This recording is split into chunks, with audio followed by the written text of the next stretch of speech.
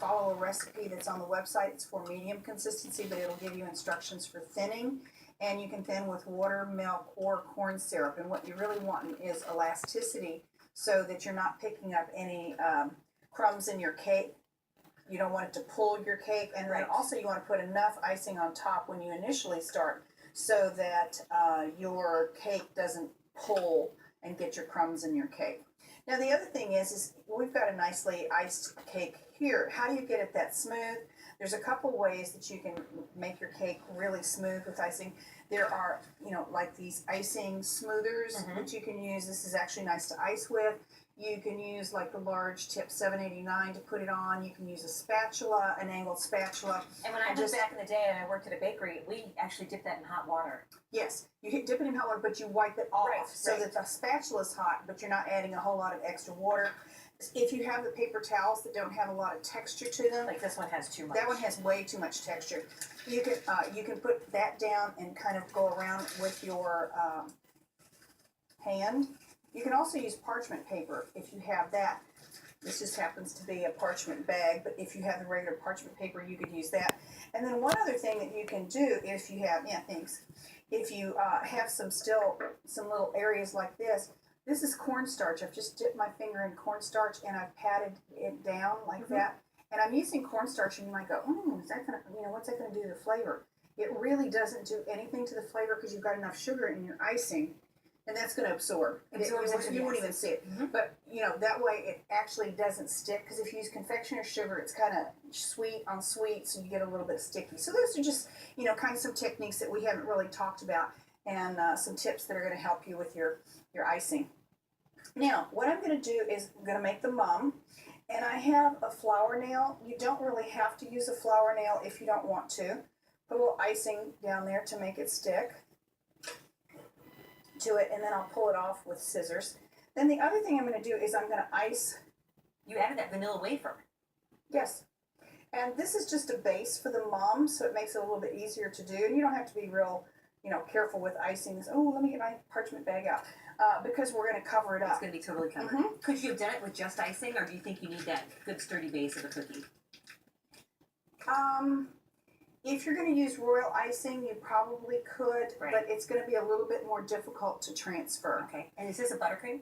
No, I'm actually using a royal because I want it to dry. You can use buttercream, and it will crust over a little bit, so it's easier to transfer. The main thing is the transfer. You could do it, like if you have a cupcake that's domed, you could get around underneath and do it on a cupcake. And then I've got a tip 233, and I want to just make sure that it adheres to it. And you notice I'm starting at the bottom. Is that usually the grass tip? It is. But with this, since we're calling it the Shaggy Mum, it's a mum tip. Yeah. I'm kidding. So I'm just going to go around the perimeter. It takes me a few minutes to get this one done, but it looks so full and so pretty.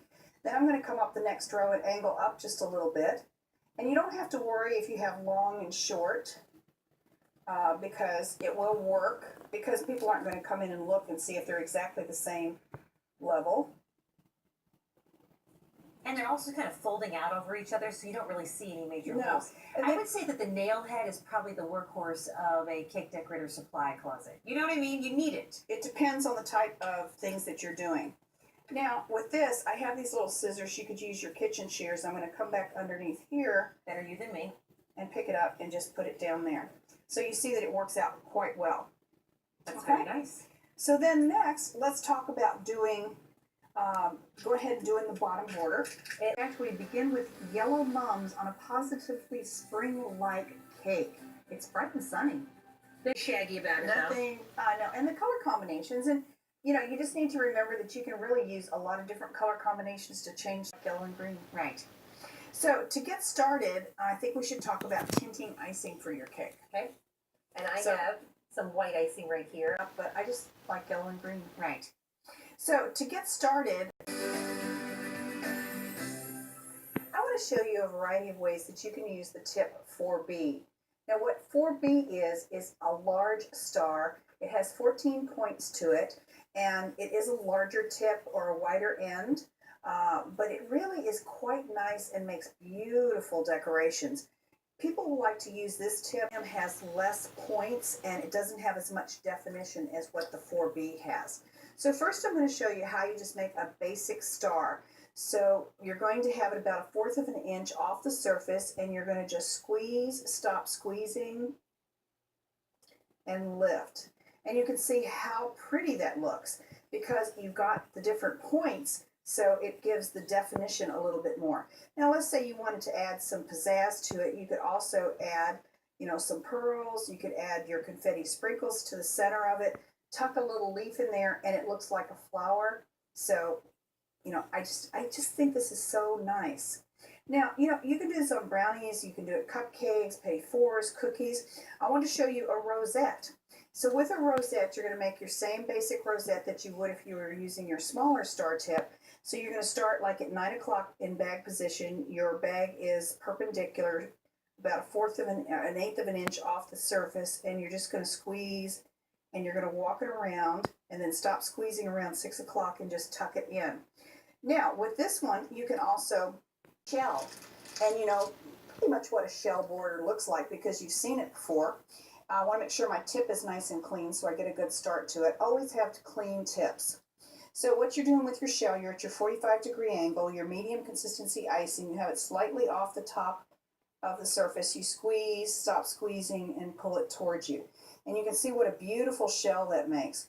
Come where your tip is, squeeze, stop squeezing, and pull it towards you. And you just continue that. Some people will actually lift it slightly. You don't want to lift it too much because then you don't get as much definition. And I'm only going to do a couple because I also want to show you that you can have a different, like your little daisy sprinkles in between. But I've got some stars here in the blue, and I'm just going to tuck those in.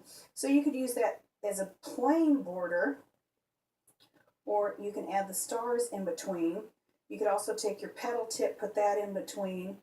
I've seen some people put almonds in between. So that's just your nice shell border that you can make. Then the last one I'm going to show you is how you can make a flower. Basically like a 5-6 petal flower, whatever you want to do. This is a 6 petaled cookie, so I guess we'll make this a 6 petal. So there's a couple ways you can do it. You could do your shell. So squeeze, stop squeezing, push this like that, pull it towards you. And I can see my tips getting a little dirty, but that's okay, because I'm going to cover that up in the middle with my confetti sprinkle. You could also do a 5 star where, actually I don't have another cookie, so, oh yeah I do, I'll do it here. The other thing you can do is you can do like a 5 petal. Anything you could do with your other star tips, you can do with the 4B. And that's our decorating tip lesson for today.